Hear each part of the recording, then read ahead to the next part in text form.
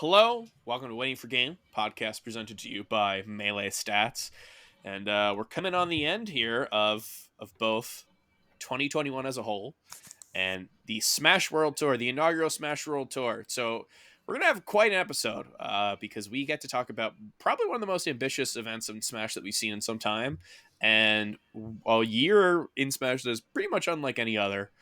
And to do so, I of course have my good friend co-host Edwin Budding.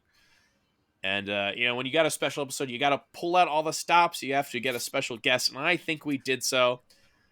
So we have you might know him from Smash Summit 12 recently, or from over a decade doing this. But we have Phil. What is going on, Yo, Phil?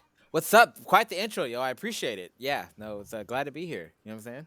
I I'm was gonna excited call you the GOAT, but I feel like you're too humble to accept it. Nah, I wouldn't call myself the goat of commentary. See that too humble. Well, Not even close. by the end of the show, we'll convince you you're the GOAT. Oh, okay. Well, thank you. I'm glad to be in the conversation. You know. Until then, but yeah, how's everything going? What's been going on with you in Smash recently? Because I know that you have not been like you were at Summit, Mm-hmm. but have you been playing lots of Slippy and stuff? Like how Oh are you yeah, I play feeling? Melee a lot. But I haven't gone to many events. And the commentary thing was kind of interesting. The world tour that I did, the event I did on the East Coast, where when it Yeah, was just kind of like I was already out there with Brandon, and he was doing it. And I was like, well, we're already together. You know, let's just let's just go out there. So, and then Summit, I was like, well, I don't know, I haven't done one in a while, and I realized I realized that like a lot of if I don't go to events, there's a lot of people I just don't get to see. So it was cool going to yeah, Summit. You know, it was nice just yeah, for connecting people sure. again. And two events like that, both pretty small. You don't have to. You get to avoid a lot of the big crowds, stuff like Yeah, that. yeah, that too. But yeah, I mean I don't know. Did you see did you get to feel any of the outpour? Because I feel like whenever you are announced or something, people just go nuts. Oh yeah, there was a lot of love on the Summit announcement. I was definitely surprised and definitely appreciated it. It was like, oh wow, it was nice though. It was nice. I could definitely feel the love, and people seem like they enjoy the commentary, which is always nice. Hell yeah. I think they're going to That's all enjoy that you on matters. this episode. Oh, I hope so. I hope so. I hope I can add, to what you guys got here. Well, I mean, Anok, you want to just go right into it? We're looking at a pretty jam-packed episode here, having to kind of look at not only Smash World Tour as a whole, but like kind of the year, right? And I think Smash World Tour is a fun encapsulation of the year because it is this. Not only did we have events for however many months leading up to this, but it's also this weird thing that like if you told me we would see like half of these sets, right? If you told me we'd see like Triff versus Polish in 2021, if you told me like half of this stuff, I wouldn't believe. We were in a period where we weren't sure if like events would even come back. So Yeah. the fact that not only are we like seemingly pretty back, that we were able to have some of the most insane players that we've never seen at majors finally pop up. A pretty crazy event, and one that I think kind of capped off 2021. But yeah, what are your thoughts, Edwin?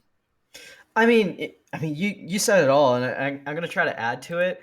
I think it goes without saying, like, one of the best things about this event is that in addition to getting to see sets that we've like been dreaming about or thinking of in a monster hypotheticals or whatever, I think one of the really cool things is that like after so long of not seeing high level melee among like some of the world's best players in person, we're seeing that with players from outside the United States and players who don't get a chance to compete against top level melee really get a chance to this time to show their stuff. I mean, like, there's so many storylines we could talk about with this tournament, but I want to bring up a really special one in Ingen, a actual like unironic Slippy kid from Japan who within a year and a quarter or so of playing, like a year and a half or whatever, he got Yeah, into the a game little through. under. I think it was August 2020, Mhm. 2020, which Impressive. is insane. Yeah, just like a little over a year. Yeah, so if you're playing Melee and you care about winning and you care about competing, you got no excuse. And this guy, all the way from Japan, who is younger than Melee, he's literally younger. He's Yeah. literally younger than the game. Is already like near the top of a pretty like Japan is good, but like they're still far off from other regions. On his first attempt in the United States, he takes Magi to game 5. Like I can't I can't even begin to express how astounding that is. It's so inspiring.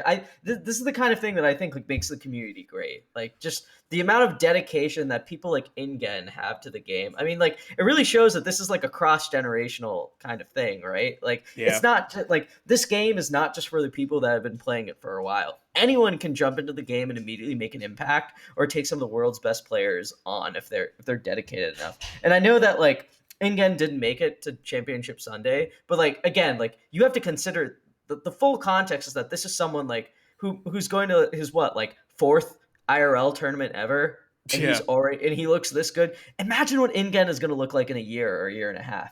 It's these kinds of stories and seeing them come to fruition, or maybe even begin new chapters in a way at Smash World Tour, which is what I think makes the last weekend really special. You want to know something that's insane is that so first off, I got to talk to so many wonderful people at this event. Even though I was busy working, and I was still able to find time to like reach out to so many people.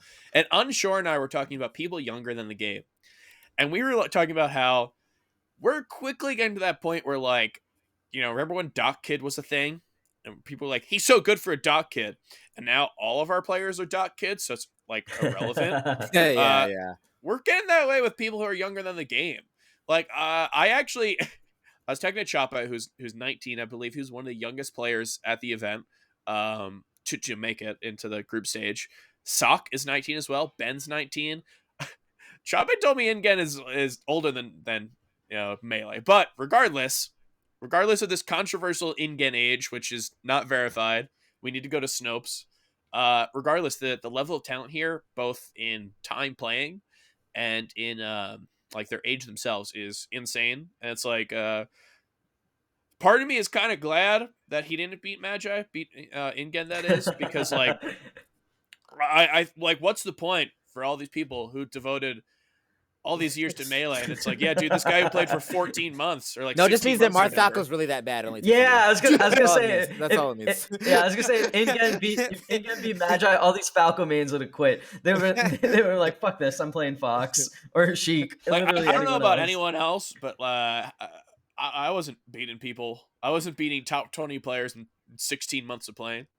So like, I don't know who is, but I guess InGen truly didn't do it either. But yeah, the level of talent we saw from all these like international people is insane. It's kind of one of those summit things where like going up and 4 in your pool or whatever, it's not actually that bad. Yeah, it's that goose egg looks a lot worse than it actually is. Phil, Yeah. did you get to watch any of this?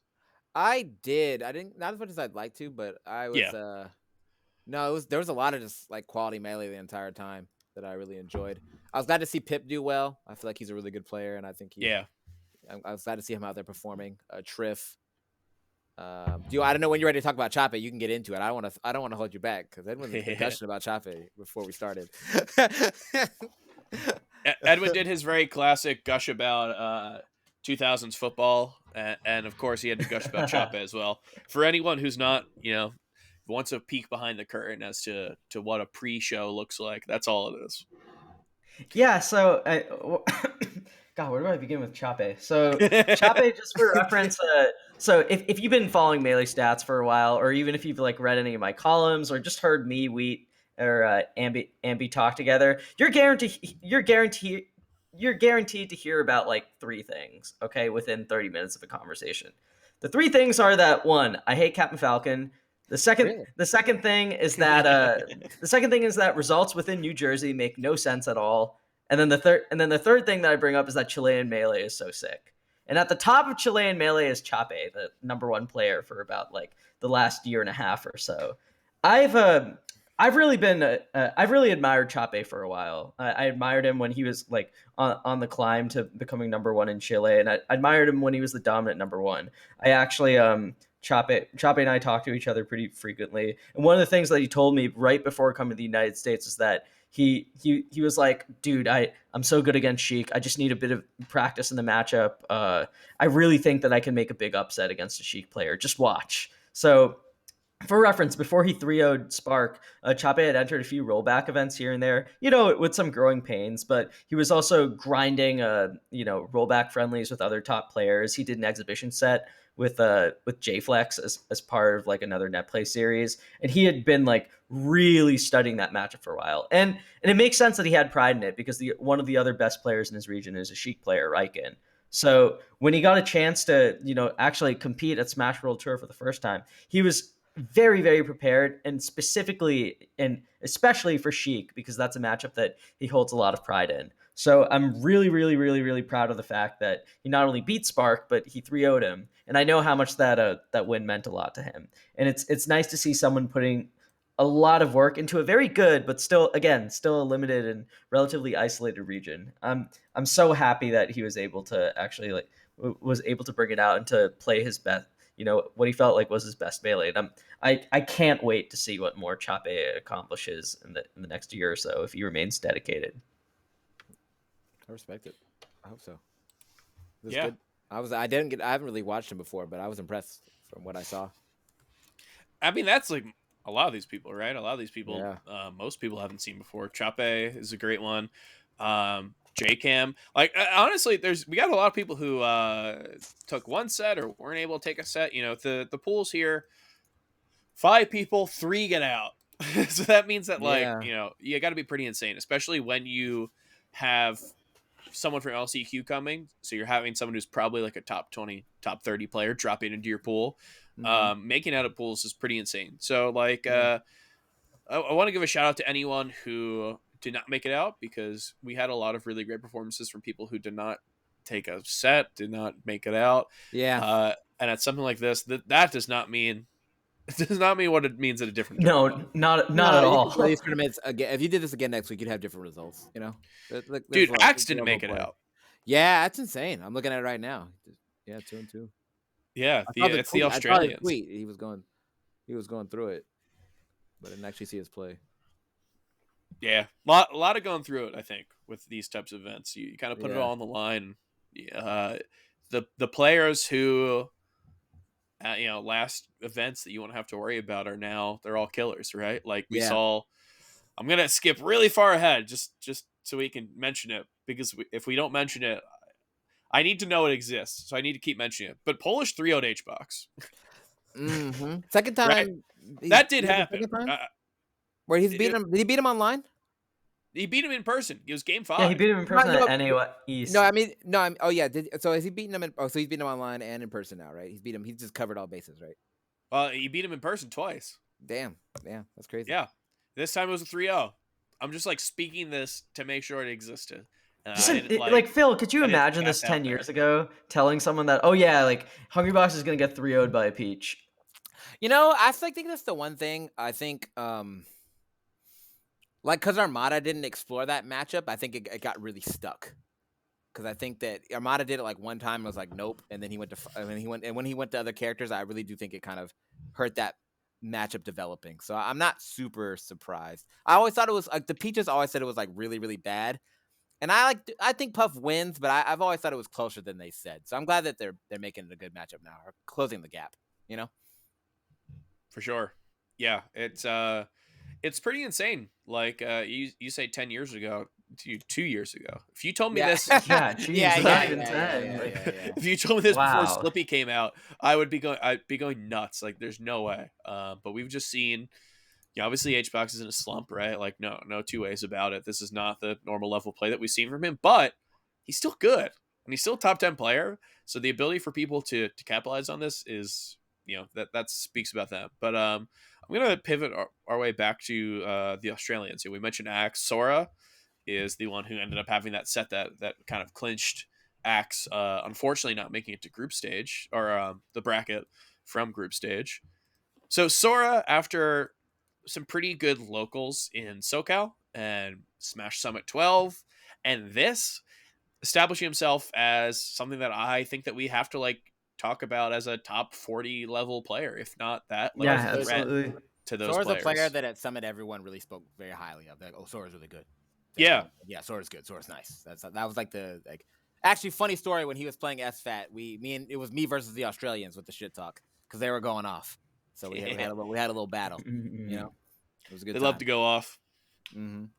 I was very happy to hang out with them. Did not do a shoey one day. Oh, yeah. Yeah, I don't get it. You got to walk around in it. Like, what's the point? No, I'm good. I was talking to Sora about it on our last episode that had him, and I said I would do it if I like got to bring one, especially for the occasion. But that seemed to not fly. Yeah, you gotta buy. I'll buy a shoe for the occasion, a fresh shoe that has never been But worn. yeah, we'll go to Payless. I'll buy like a $20 shoe, and we can do 2 shoeies and leave. Yeah. Well, not there. It makes it sound like we're doing it there. I'm not doing any shoey. We recapped this last week. Yeah, no, dude, that's why we work so well together. Is because like we cover our bases, right? Mm-hmm. If we both didn't do shoeys, then the brand's done for. You think Ambi's doing a shoey? Like Melee Stats being a completely anti shoey community is it's a rough one.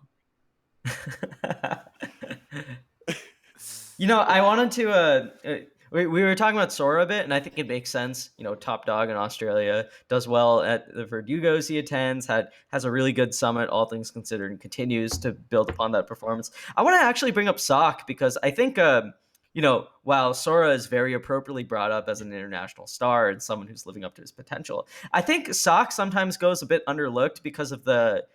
Okay, so this is something that Ambi and I have talked about before, where if a player is like the number 2 or number 3 in a region and they just have a very lopsided record against the top player, sometimes you would assume that like, if Sock loses a lot to Sora in the Fox Ditto, that must mean he's not very good in the Fox Ditto. But Yeah. a lot of times it actually is the other way around, where it says a lot more about the player who wins that head to head than it does about the player who's losing. So like, while it was happening, Wheat and I kind of had a hunch that it said more about Sora just being like an unusually very good player than it did about like Sock being bad in a matchup, right? And I think something that we saw here that was really interesting is that, like coming to the US and getting to play another, like, again, he's not an American top Fox player, but Nikki is still very good. Like this is like one of the best in Europe. So for Sock to come by and take set off Nikki, I thought was really impressive. I don't want to let that go unsaid because, like that.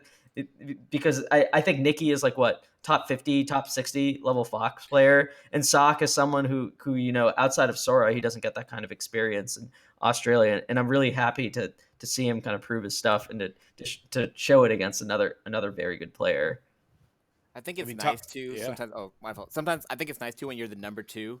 I think you can kind of develop a mental block against the number 1. So I think it's nice for you to like kind of step out and get to play against other players and like kind of like build that confidence, playing against other good players. So I think it's good for him to get to travel, Yeah, we talked about it last week, is that like sometimes when you have these regions where you don't get to travel and everything like that, you kind of establish your own little hierarchy in region. And like sometimes when you have a number 1 who gets to play as the number 1, as like the top dog, right? You're the one who everyone's trying to take down. You have like a confidence that sometimes you don't get if you are someone who's from a stronger region, but you're not at the top. So I think it's cool to see that from Sora. Like he always seems confident while playing, and same thing like Sock. Even though dude, I think before the pandemic he's like 9th on their PR, and now he's 2nd. So he obviously made a huge jump. But like, yeah, you're right. He already seems like he's playing with confidence, and Commaster. Like, Commaster's really good. Came out of nowhere. I didn't even know he was going to... Because he just made it in, right? I didn't even know Commaster was still playing. I was like, Commaster? Well, Commaster making it, that's nuts. There's a lot of nuts things about this, right? That he made it in general. Second is that Sock just beat him. He beat him 3-1. It didn't seem like that close. And, like, name a Luigi from Australia. It's impossible. I don't think you can play the character down there. It's just, like, blacked out. Yeah. I think that, so funny you mention that because McLeod, another top 5 player in Australia, is a Peach main who used to main Luigi and got a ton better with Peach and like instantly saw results. I think there's Skip also, but the point you're making is like, like how would you have compared that to Master, right? Like Yeah. a Yeah, long I'm just time. trying to, trying to joke around, trying to have fun. I obviously know Yeah, no, that people in the but that's why comment we can but play that's why him. we work well together. That's why we work Edwin's like, great. actually, no, he lives across the street I from got to me. be the He's been playing square. matchup his whole life. Something really funny about Master. I just want to quickly share it. So I was watching Smash World Tour with a couple friends. One of them just kind of casually Couple watches majors. beers, Yeah, a couple beers, some whatnot. some stuff that we can't say. Let's not get into that. Anyways, so we were watching it, and he follows Smash like casually, so he knows a bunch of the top players. But I was explaining to him some of the other matchups that were going on. When Master Wally came on, this is after Wally Dreffen, right? So he thought like, oh, Wally's really good. Like you were talking like a big game about Dreffen. Like I think Wally's gonna probably win this. But the moment I saw Master step on the stage, I kind of thought I was telling him like, like I think Wally's really strong, but I could definitely see Master being like, like an older player. He plays both Luigi and Falcon. I think this might be kind of tough. I could see him being really annoying for Wally, and he just like beat him 3-0 in a set that like did not look close. Like I was very like Master looked really good. He was like pulling out all the like secret sauce and stuff. Like he looked wild with both characters. I know we're talking all about international players, but we're on LCQ. Let's talk Mm-hmm. about. I think you guys know who I'm going to bring up. There's, we had a lot of people who made it from LCQ who ended up making it to group stage. We had like Cobalt. We had Magi who made it out first. Like the only person to do that through LCQ. And we have to talk Music King at some point. But before we do that, I'm going to talk about a Sheik that was a little more bombastic, let's say. I'm talking about Jaymok. Like, we all knew whatever event it was it for Loco Fight Night. He went to something online and he just like stunted on everyone, and then he did the whatever nightclub online type thing they had, and he did the same thing there. So we knew he's an insane player, but like still for him to come here, for him to do this, he beats Gatsu. He has that set with I think was Gatsu and Keizu both reverse 3-0s? Like he yeah, like we had these sets where we see him go down 2-0 on the like a bigger stage than he's ever played, and just like thrive in that. So it's insanity to see something like that from this player. Like I don't know, did you guys get a chance to see Jaymok at all? Yeah, I just want to say I think Jaymok's ground game with Sheik is extraordinary. That guy, like, he picks all his spots so intelligently, and especially on FD, it weirdly comes out, which you wouldn't think because FD is not considered like a strong stage for Sheik at all. But that guy just like he's really fast. He makes really smart decisions. Like his ground game is just like so stellar. I honestly think his ground game is like the best out of all the committed Sheik mains. It's really extraordinary. Which called I knew about him. I haven't really watched him, but I know about him because shout out to Kata. Kata was very excited to see Jaymok go off. So he was in the Discord. He was very excited to talk about him. So I'm glad to see him do well. And like it's good to see just like I don't know. It's like Sheik was quiet for a bit, so I feel like seeing Sheiks do well is like it's good. Sheik and Peach, a good tournament for Sheik and Peach. I feel like.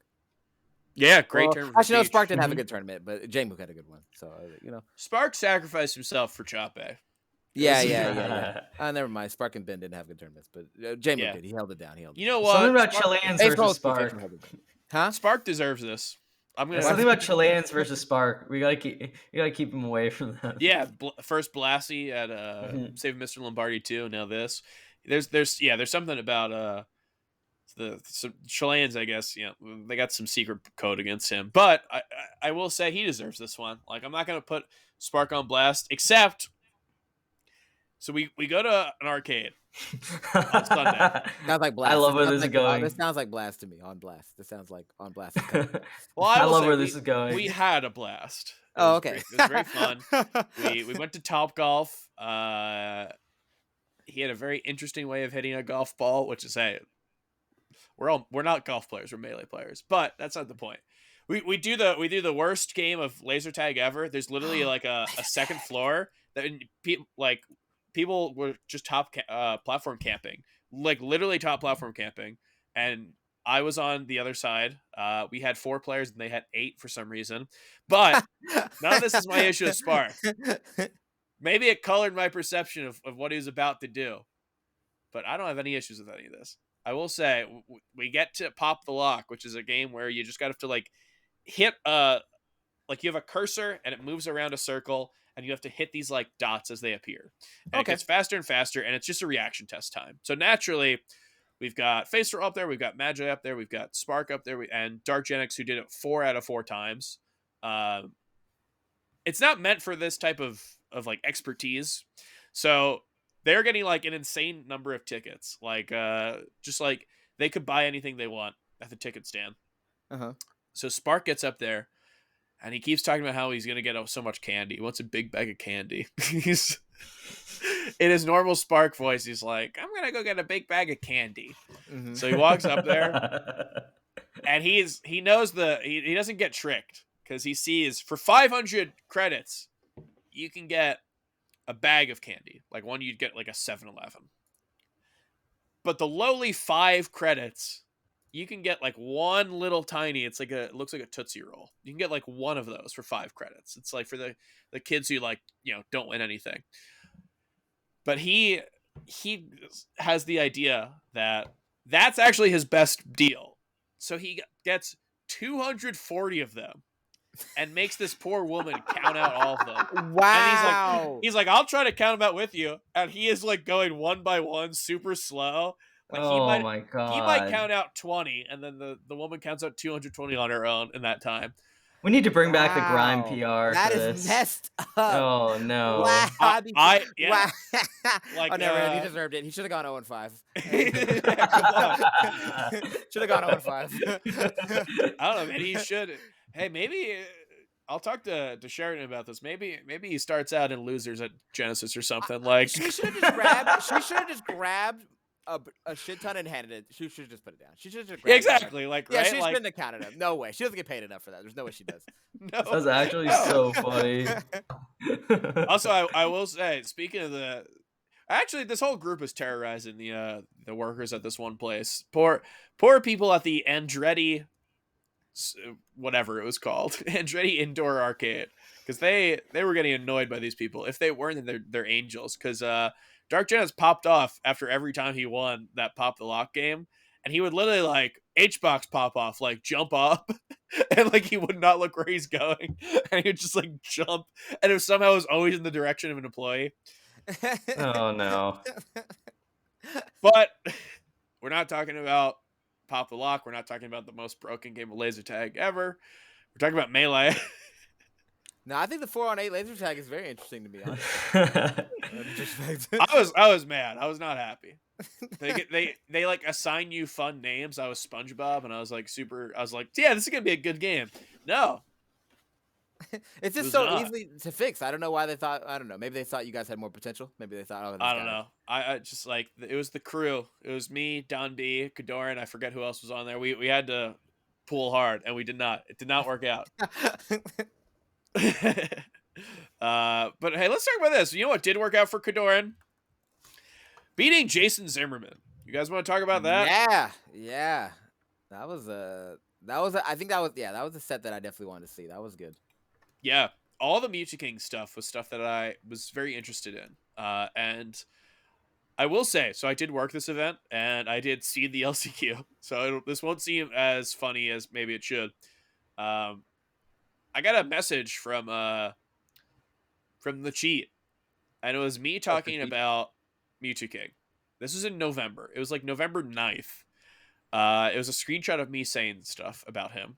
And I was like, this was in the phase where he was signed up for Smash World Tour, but the second Smash World Tour said it, he was like, I'm not going. I might not be going. Like, why would you do this? So I was a little annoyed. I was like, come on, how did you sign up? And then, like, you're going to pull this stuff. Like, it's public information. So I messaged the cheat, and I was like, yeah, that's a little annoying. But also, I think it'd be really funny if he lost to Crudo. So, who cares?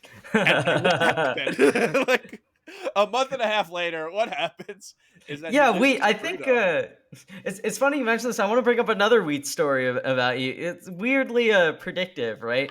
I think we were talking about like contenders to win the tournaments and our picks for like breakouts and stuff. And one of the things that I think it was you, me, who else was there? I think Sora was there too. We were talking about like picks for people to break out or whatever. And at the end of it, I go, wait, none of all of us just like didn't bring up Mewtwo and I think you said something along the lines of, dude, we just know he's gonna go there and he's gonna get like 13th or something. And I think he ended up getting 17th. Yeah, I was off. I was fucking completely off. But yeah, I mean, Mewtwo King in this current day and age, it's interesting, right? Like we have not seen him since was it Genesis 7? Was that like literally the last thing? I think he might have entered like an online Ganon only tournament, but Yeah, for majors at least, not yeah. counting him ledge camping Kuya and Oh yeah, where Oh he almost yeah, I lost heard to that about that. Link. I heard about that. I heard about the classic. Dude, insane. But yeah, like it's been a little bit since we saw him in his last tournament. And at that last tournament, I think that tournament he got 13th. Like he lost to Swedish and he lost to maybe Amsa or something. Like not bad losses, but when you are Mewtwo King, who's like, he was ranked top 10 at the end of last year just because of the strength of coming back and like beating HBox and IBW. But like when you are looking at matchups like that where it's going to be difficult, it's like it's hard to see like what a comeback looks like, right? Like the set with Frenzy, he did win the set. It was kind of like classic last game Marth Falco type thing. Mm-hmm. But it's just like if that's what happens when he plays a Spacey, Frenzy's really good, but Frenzy's also not top 10 or something like that, right? Like where are we at with confidence level in Mewtwo King? If he were to keep attending stuff, what do we expect to see? Phil, you've been around long enough to see this song and dance a lot, but what do you think of what we've been seeing recently? I guess I don't know how it would be if he stayed with it. I think more so he'd have to be comfortable with like taking some losses to get back to where he's used to being, Yeah. And I think that's something that's hard to do. A lot of people don't want to do that. I think that's why a lot of players don't come back. So that's something he has to be comfortable with. I think it's dope that he entered because it just like I respect you giving players a chance to beat you because I think it is good for the scene. I think it like it legitimizes players. Kadoran getting a Mewtwo King win makes it like I think it's good for Melee. So I respect him, taking a chance and putting himself out there. But for him to get back to the level that he was at, I could see it. I mean, it's just he has to be willing to he has to grind. But I mean, I don't think I saw like peak. He definitely looked rusty to me. I don't think I saw like this is Mewtwo King is as good as he's been, and Kadoran just beat him. I didn't feel that way. I definitely thought like he's a little rusty, and people have gotten better, and like, but lots of characters. That's how I felt, But what did you think of his performance, Edwin? I concur with everything you said. I do think that the one thing is like he can't just like. I think one thing that really is concerning, if you're a Mewtwo King fan, is that again, like the character switching just seems kind of random. Like it doesn't feel disciplined, right? It's like, well, I guess my Sheik or Marth are playing like this. It's not like when we saw Mewtwo King on his best, he had a very like definitive game plan. He was gonna go Fox against Hungrybox. He was gonna go Sheik for early bracket or against worser characters, and then he was gonna play Marth. And like that was how his brackets were. All his success like came when he followed that like very like I know Ices he had like the Peach and then he went Marth and some other stuff, but for the most part like he had a game plan, right? With this, it's like when he faced off against Aura, it was scary. He's going down with a Marth, and then the Sheik has to pull it out. With Kadoran, he's going back and he's going to Sheik, then he's going to Marth, and he's going back to Sheik. I think if we want to if like you're a Mewtwo King fan and you want to see the return of like even top 10 Mewtwo King, let alone like top 5 or 6 Mewtwo King, I think like getting a steady game plan and being able to overcome some of those problem matchups would be or not even overcome some of the problem matchups, just being able to actually have an idea of what you want to do depending on who you play, I think would do him wonders. I will say, based on just it's just one event, but based on just this one event, I do think it's weirdly impressive that like if you told me that it was say like Logan's performance at this event, I would have probably believed you. And like Logan is a top 30 player, like someone pretty good.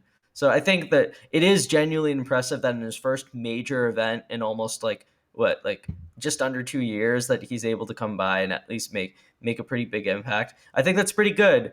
And like obviously because it's Mewtwo King, like we're so used to seeing him do better. And I think like that can be there. But again, like you said, Phil, like it's hard to say if he's not like you have to be willing to, take a few L's here and there if you're gonna Yeah, if make he's your way really back gonna up. come back, he has to because people just got better, and Yeah. I think one of the things Jason's always been ahead in the punish game, and if he's at full strength, maybe he still is, but people caught up in that regard, Yeah. especially. So he'd have to make that adjustment. I think he'd be good against players he's familiar with. Like if you give me Mewtwo King versus like Professor Pro or like Lucky in bracket, I think he's got I think he has a chance or he just outright beats them. But if you give me like Mewtwo King versus Spark, or you give me or That'd be it's an like interesting one. Yeah, I That's think so I'd favor scary. Spark. I think I'd favor Spark in that yeah one. Yeah, for Yeah. sure. yeah or As like much Mewtwo as I King hate to face favor roll. the guy who, just Made an that boring lady anti-worker. keep adding more. Every time you tell that story, add more candy. Like he made that lady count out 300 pieces. It gets Made her, worse. made her count at 1,000. They didn't even have that many in that one. She had to drive to another location. Exactly. Just heat up in the hand. No, but Edwin, the eloquence you bring to the show is unparalleled. And yet, I am here to dispute your claims. I Which don't think that claim? Mewtwo King has always had this. It might be easy to talk about him as like having this rigid matchup structure and like having a lot of logic to it, because when you look at it, like that's what we always wanted from him, right? Like that we always was like, he does best when he goes Marth versus Spacies, Sheik versus Falcon, and the other weird ones, and then Fox versus Puff. But continually, he would not do that type of stuff, and it would Yes, I think infuriate everyone. I think throughout his career, but when we see him have success, that like say like even when he won Summit 6, which is an extraordinary like occurrence for him in his career, he got the Marth bracket. Like he Yeah, was able to stay with that matchup. I think when we see Mewtwo King like if we're talking Mewtwo King throughout his whole career, yeah, I agree. But if we're talking about like the parts of his career where he was actually winning events or placing highly at events, he had an idea of what he wanted to do. It was like late 20 like UGC Mewtwo King, or even yeah. 27 to 2018 Mewtwo King when he was going back and forth with Armada. He wouldn't just immediately give up in the middle of a set and like go another character. He'd stay the character and try his best. Yeah, I mean, we've seen it all. It's also just was him doing better, right? He was always someone who, under the pressure of like a really tough set, um, he's not that he's an incredible player, right? But he's not the Mhm. type of guy to bet on and like make a reverse 3-0, right? It's like generally not his style.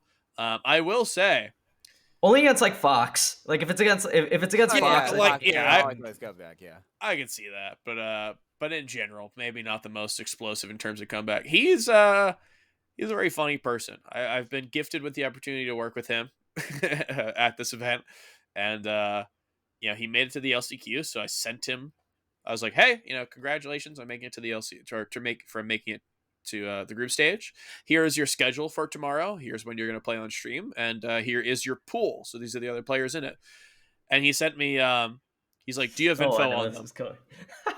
Just immediately, he said, do you have info on them? And I respond, what do you mean?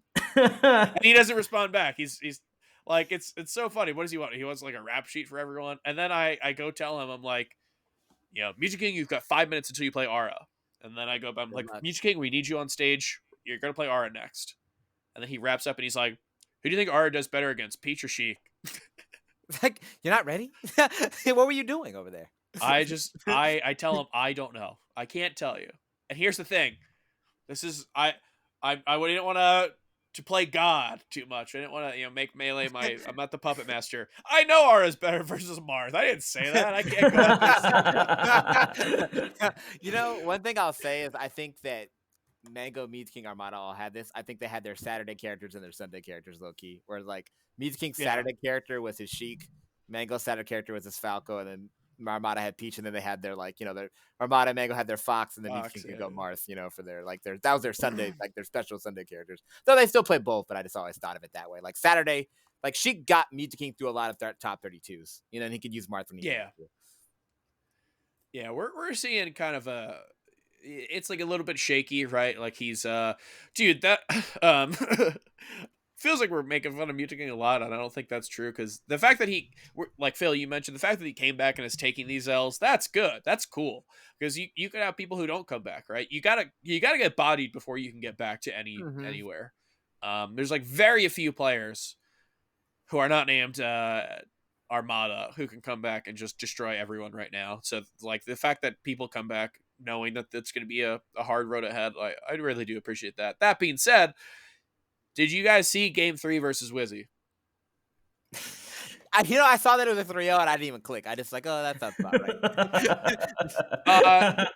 Dude, he did like not get 30% on Wizzy. Oh, he gets grabbed and then DIs. I'm gonna go look at that right now. Actually, he does like the new Marth player thing where you DI every Falcon up air in, but then he DIs the knee out, and then just like I guess he's holding the control stick away, and he dies at like 85%, and that happens at like every stock. He doesn't even attempt to recover like for 2 of them or whatever. It's so bad. Like, come on. I gotta go see that.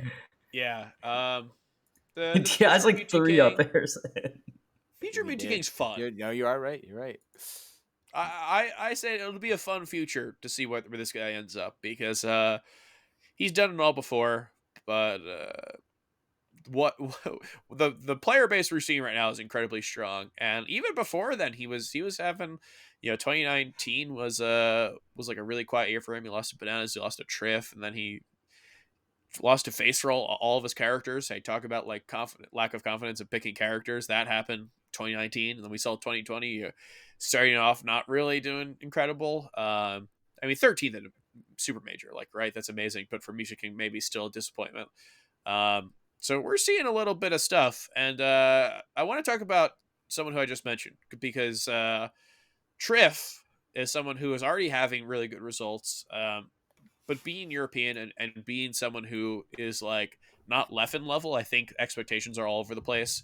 But right before I get to Triff, I would feel bad if I didn't get to throw out another Mewtwo King story, because like a new generation of kids got Mewtwo King stories this event, and that's a beautiful thing. That honestly, that's the reason why he should stay, is because Mewtwo King stories should fall from the heavens, like such a beautiful thing in this community. So I take him and Crudo on stage so they can play, and I'm like, okay, you guys, you probably want to RPS report, and then you can strike stages. And there, he gets up there, and he's like, yeah, I don't want to chain grab. I think chain grab Sheik Dittos are dumb. And then Crudo's like, okay, we can not chain grab. And then Crudo says something. It's like one of the smartest things I've ever heard from any player ever. And he goes, I'm sorry, I don't mean to be mean, but you mean for the entire set, right? Oh yeah, he should. Oh, actually, do have oh yeah, yeah. No, the one, the Shroom versus Meads King set is a classic. That's not the only time I've seen Dewan like he was pissed. He was so mad. These kids are learning. They learned from the past. This is a new generation.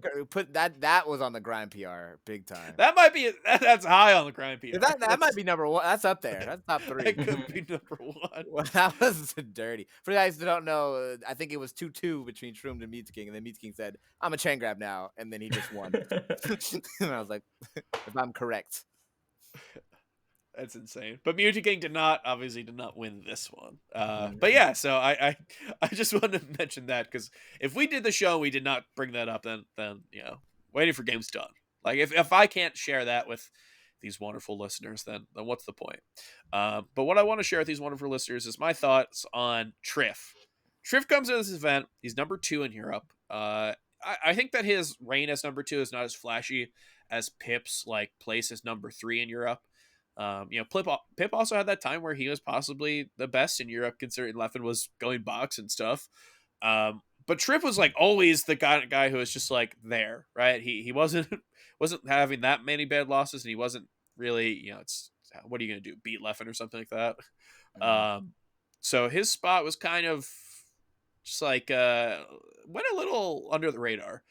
So he comes to this event, and he is a number 1 seed, and probably one of the hardest pools that we saw. And I think it's like you throw him, you throw face roll, dude, even Axe is in that pool. Axe gets in that pool through LCQ, and you have another like threat to the top 30, if not top 30 straight up. You got Sora, so it's like that looks like it could be hard for Triff, and yet Triff comes out on top. He does quite some work against Axe. It was a 3-0. Yeah, it was a brutal. It was like as Like, bad of a Peach versus like worst character beatdown as you'll find. That was no, it was very ugly. I saw in Axe's eyes, I saw the same like look, like the same feeling from that I've seen from mid-level Europe versus Triff so many times, where Triff just like gets a lead and then will not die and will yeah, just like wait for you to mess up and never give you an inch. Triff like the idea that Peach does well against worse characters is true. I will subscribe to that fact that Peach is very good versus Pikachu. But sometimes these like theoretical things are hard to put into play when Yeah, like Kalamazoo, for instance, is a Peach that Oh we've yeah, seen struggle yeah. in Yeah. weirder matchups. Like it's hard to put into play when you have some of the strongest players in the world. When you have Axe, Of when you have course. Amsa, when you have Aklo, and yet Amsa 3-0 to Axe, 3-1 Amsa, 3-1 Amsa, and I was sitting behind Polish and Wally for a little bit during the set, where he played Aklo, and they were going nuts because I know we shouldn't be like Triff took a game off of the link, right? Like it shouldn't be that, but the way he's able to play versus these characters, everyone was like going nuts. Apparently, Polish went with this idea about like you should nair the boomerang, and then Triff misunderstands it, and apparently like nairs like I don't even know what it was going on. He like Polish was like that's not what I meant, but that was better. Like whatever he took that in, his mind just like change it into something that was even better, and like truly unfazed by any of these weird characters. And when you're someone like Peach, I think that like you need that, right? Like just like his run here, his run doing well against, he's been known as like a fox killer, right? At times I think he was known to do well versus Marth. He wasn't really tested on that, but like his reputation has been kind of all over the place in terms of what he is and how he relates to the other Peaches. But I think that after this performance, it's like it's hard to see him as someone who just doesn't have that all around capability and is just like insane in those traditionally good matchups. Yeah, I was glad to see. Triff is super good. Yeah. I was really glad to see him, and I was super impressed with the Amsa win. I thought Amsa looked so good right now. So what he's able to do. It was right after he beat Lod too. Yeah, Lod was a and big Kaylee, demon for Amsa. Like I thought Lod would straight up beat him. I view Lod very favorably, or I viewed him very favorably in that matchup. I thought that was one of the toughest draws that Amsa could have gotten out of the people in winners. Yeah, and yet Triff just does it. It's Mm-hmm. I mean we mentioned Lod, we mentioned Triff. It was a Peach weekend, man. It was Polish time too. Polish a third.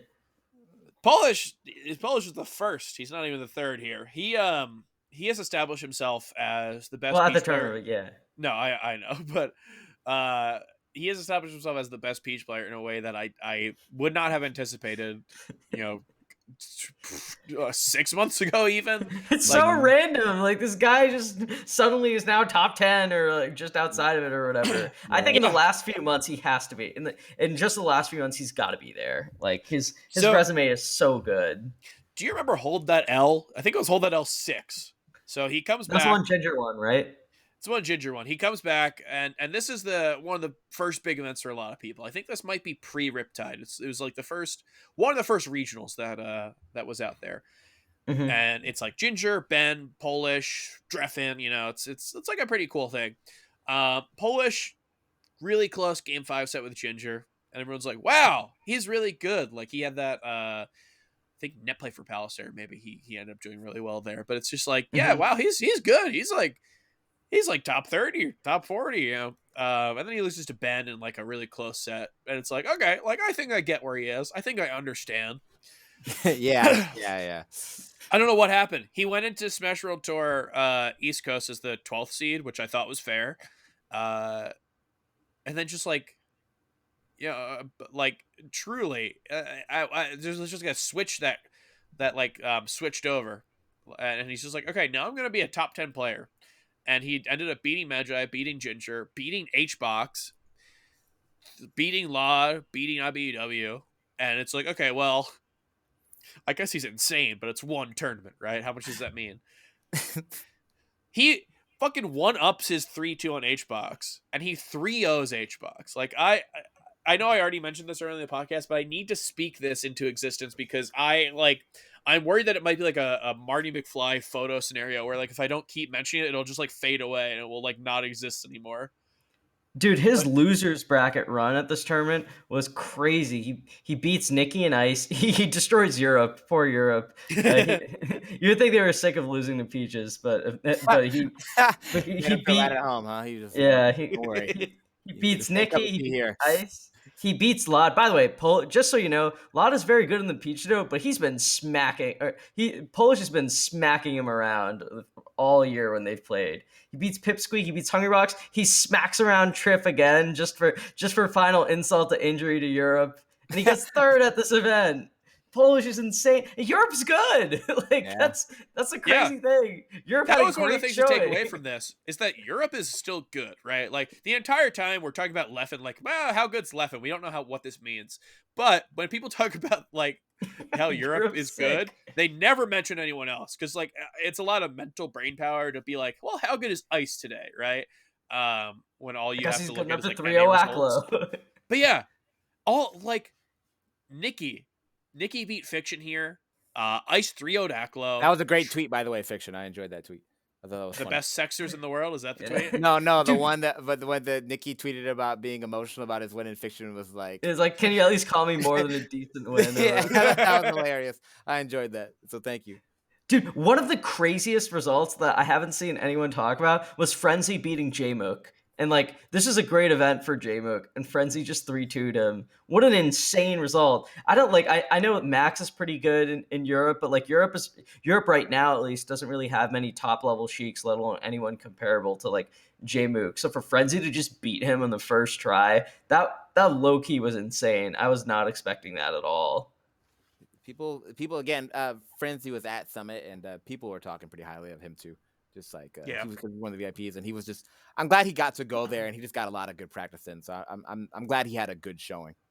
But yeah, it made up for losing a Nintendo in VIP. Yeah, I don't know how that happened. I forgot about that. Let's go Nintendo. Let's go Nintendo. Look, it's just Marth Falco. Don't worry about it. It doesn't count. You don't gotta count your Marth losses, Falco. They don't count.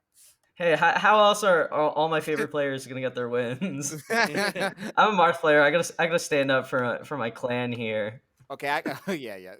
All right, I have a question.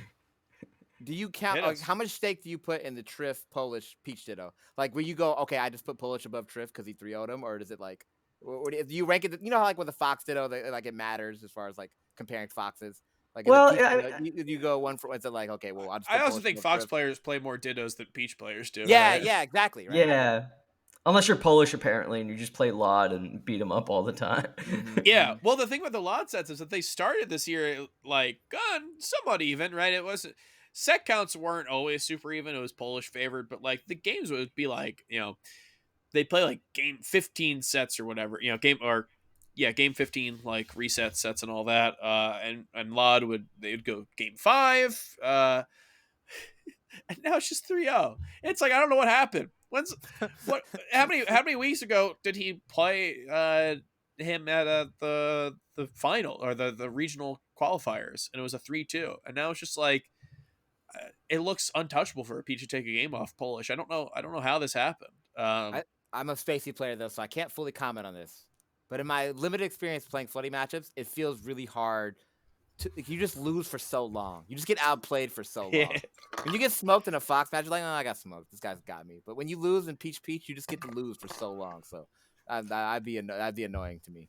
Dude, the fact that he beat Triff so handily is mind-blowing to me, because one of the last sets I remember seeing of Triff in a high-level Peach Ditto was when he literally, like, it's a set that I can only describe as like the Melee equivalent of like a backhand smack to the face. When Triff and Kalamazoo played each other in at Saving Mr. Lombardi 2 or whatever, Triff literally beat Kalamazoo so bad in that matchup. The last game was like a JV4 that took 5.5 minutes. It was like as lopsided of a match as you'll like find outside of like the fast followers. And Keizu just like ran off the stage immediately once Triff lost his first stock of the game. And after I saw that, I thought, wow, Triff actually cannot be touched in this matchup. And now we have Polish. And yet, Polish is so good in it.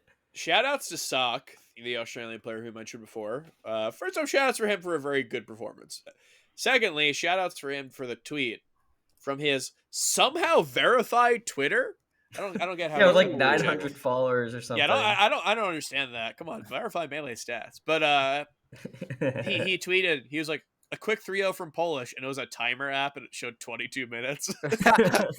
That's a good tweet, actually. Yeah, it like that's just the matchup, right? And when you have someone like that, I don't know, Polish feels like an all around type of peach, right? Like I don't really. I think that he doesn't seem phased by a lot of matchups. He does well, I think, versus Spaceys. I don't think he's a Spaceys killer, but I think he does well enough to the fact where like I would favor him versus a lot of Spaceys at this point. And the thing that like is probably his saving grace is the thing we gotta talk about is the Puff matchup. Like going into losers for HBox, he gets 3-0'd by Wizzy, and then gets 3-0'd by Polish. Like it was a tough draw after a tough loss, but like doable, right? It's H God. Is he gonna lose this again? And it turns out that the only game that he won in all of top 8, this is gonna be mean. I know. I said I'm just not gonna try to be mean to some people. This one's gonna be mean. It was the rock paper scissors he played versus Wizzy. That was the only game he won in all of top 8. That's tough. Ouch! Oh man. Tough. It was honestly that is definitely a Melee stat. I feel like you had to dig for that one. It was honestly one of the highest level things I've seen from him all weekend, and he's still super good. But it was just speaks to how high level it was. He walks up to Wizzy and he's like, "I'm going rock," and then he does this and he goes scissors. Come on, Wizzy. If someone says they're going rock, you also have to go rock because it at worst resets, and if they're telling the truth, then you win. That's true. Or if they, if they're telling the truth, you reset. If they're lying, then they go scissors and you beat them. But yeah. It was a great win. And I'm glad he got something to cling on to because otherwise this top 8 wasn't the prettiest from him. But yeah, I mean, like let's talk about it. Right, this is HBox. This is H God. Third. This is H God. This is H-Goat. The H Goat, third best player of all time as ranked by a lovely informed panel. And a handsome panel, I might add. A very handsome panel. Handsome, knowledgeable, wise. Yeah, this panel's got it all. So when they rank HBox third, you know that he's not. You know that the panel's not lying.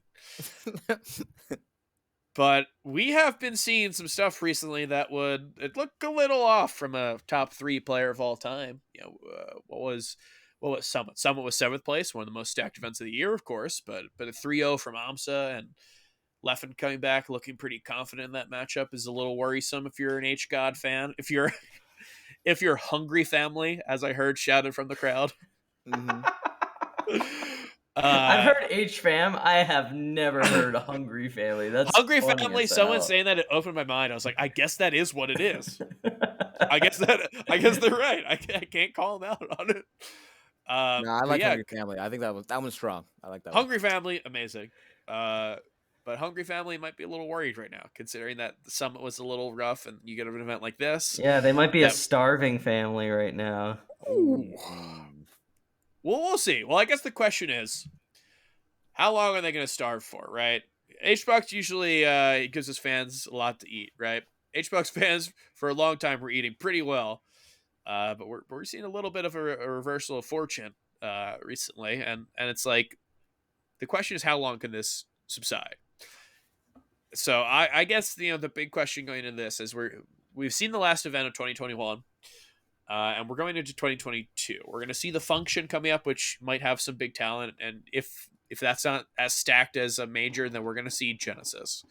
And we got a lot of stuff that I think is going to pop up in 2022. And I think it's really going to be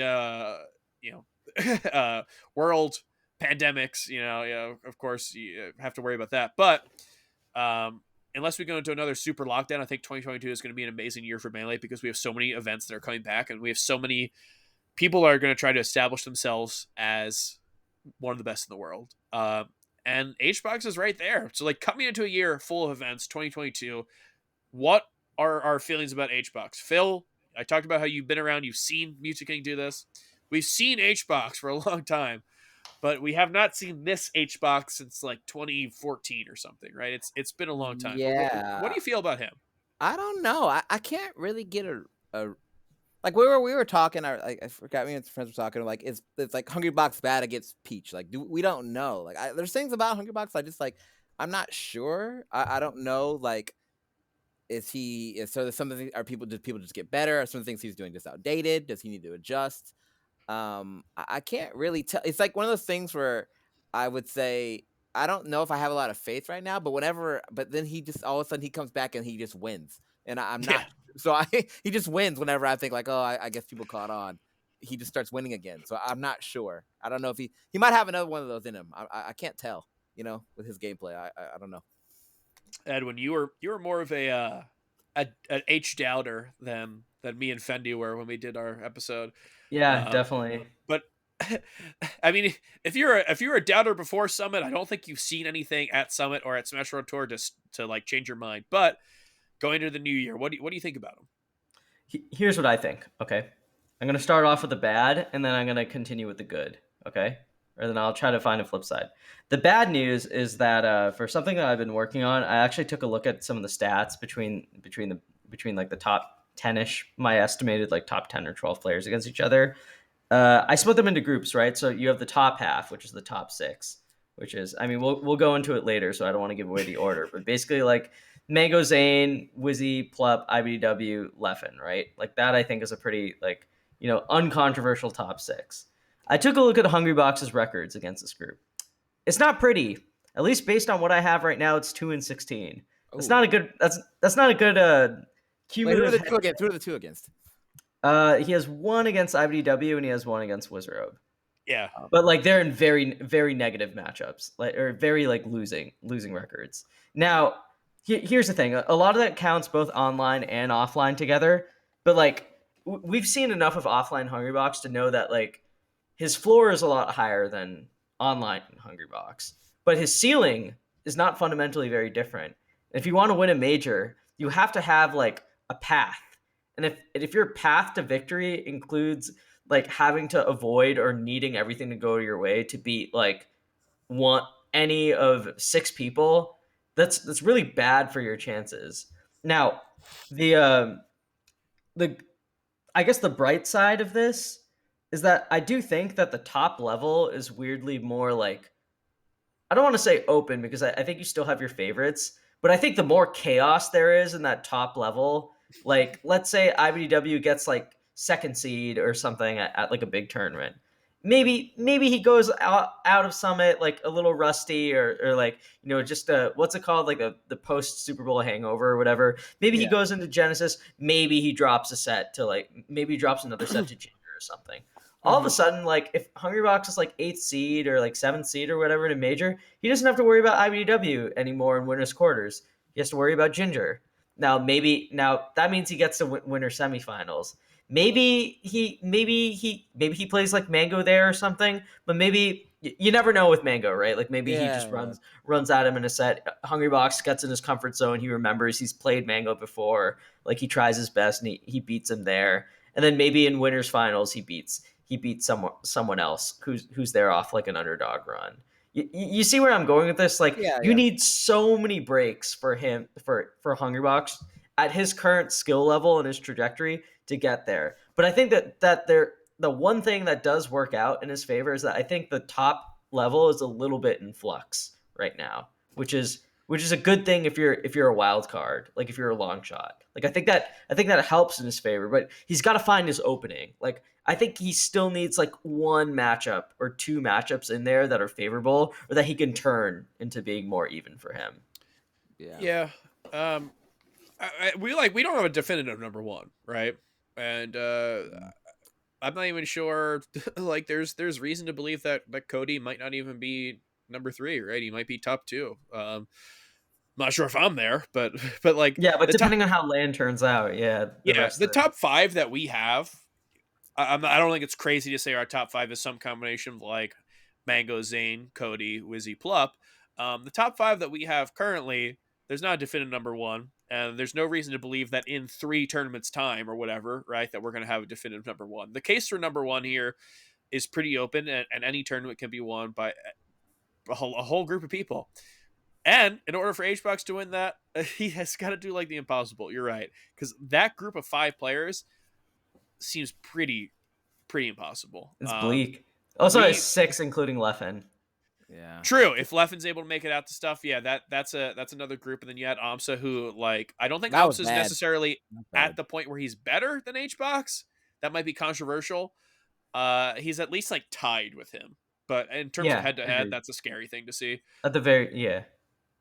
I The only mentioned thing it I on would the say, oh my fault. Go yeah, ahead. yeah. My bad. No, go on. No, I was gonna say the only thing I'd say for Hungry Box, but just looking at his gameplay, not being a pup player, he does need to update his rest setups. They're out of date. He's. I think one thing that really helped him when he initially got better is that he didn't need to rest to kill people, and I think that really Yeah. helped him. But now he needs to come back. He needs to update his rest setups. They're just We're behind. not seeing a lot of rests versus like these really good players. You know, they're not putting Yeah. themselves in situations. They're playing around rest, and he's not able to accurately play around that. Like, did we see Polish get rested at all? I don't think so. And No. and I think he maybe attempted like a single digit number. He attempted maybe like under 5 during that Yeah. set. Phil, I'm going to bring up something Against that I know Peach. you've talked about before. He's got to stop doing like really punishable pounds on the way down from the Yeah, corner. he's got to Like stop doing. Yeah, Yeah, those those pounds. they got to go. people are What very about the aware. bear of, like, trap? people are aware of the wait, what'd you say? The bear trap. You've heard of the bear trap, right? No, I haven't heard of the bear trap. It's pound when you're on the ground. Oh, It's the bear trap. I don't know what it does. Not like non-aerial pound, grounded pound. I would say not good, but I don't know. No, I like I'm the not I winning like the majors. He's name, not winning though. majors. Who knows who's good? No, I like the name though. I think the name's better than the move. Yeah. Hey, come up with a good name. That's people start using it, right? No, I'm gonna start saying that. Swanton Bomb. Is that a? It's not always a great move, but people want to use it. It's a good name. But yeah, I do think he needs to. I think he does need to update a little bit, and I think the problem he has sometimes is I don't think Hungrybox is always. I think his adjustments have always been when he's faced with something he doesn't understand to become less interactive, and I don't think that's working right now. I think he's got to just. I think he's got to retool a little bit. I don't know. It's just not things. Yeah. So the rest of us need to improve, and I think he's just. Also, he's got a DI down throw against Zane. I know he hasn't played Zane lately, but his DI is so bad. And the up throw, Yeah. some of the smash, yeah, and the Foxes. Foxes are up airing him now, which is also something I don't think he's used to. Yeah, it's something that like if we didn't see him come out to these events and really do well, get top 3 and stuff, then what's when is this going to happen? Because there needs to be a change, right? He goes into both of these events, Summit and Smash World Tour, with Crunch, who like Crunch being there doesn't necessarily mean that he's about to win, but having Crunch there is very helpful. He goes in both of these events with Crunch. He's like confident in HBox sometimes, right? I saw him before the Wizzy said he was all happy and giddy and confident. And we saw him at Summit. He got on mic saying that like, you know, he really wanted to play Leffen, right? And both of those sets, he got like, you know, he got shut up pretty quickly by like the actual gameplay. That being said, I want to mention something I mentioned with Fendi when we talked about this. Both Fendi and I think it's impossible to count on Hungrybox. And I said Hungrybox is kind of like LeBron. I don't think the Lakers are going to win this year. And yet, I'm not willing to make a bet that says that they're definitively not going to win. That's fair. That's actually fair. That's actually fair. Like, I can see that. HBox, you know what? there's like 6 people ahead of him who are more ready to win majors. And dude, I don't know if AMSA gets the right bracket. I think AMSA's like ability to beat certain players is higher than Hungry Box's ability to beat certain players. So who knows? But there's a chance we go into an event, go to some random one too. Just like imagine it's like, who even knows? Just like throw out an event. It's like Battle of BC and suddenly it's super stacked and he goes there. I can see him going, total sicko mode. I can see him. He's got like the ability to take sets off of everyone. Nothing is impossible. He's got the ability to take set off Wizzy, even if it looks super hard. He's got the ability to take off a set off Cody, even if it looks undoable at times. And Zane is like, he might be the one who beats him down the hardest in a sense, but I still think he's got the ability to beat Zane.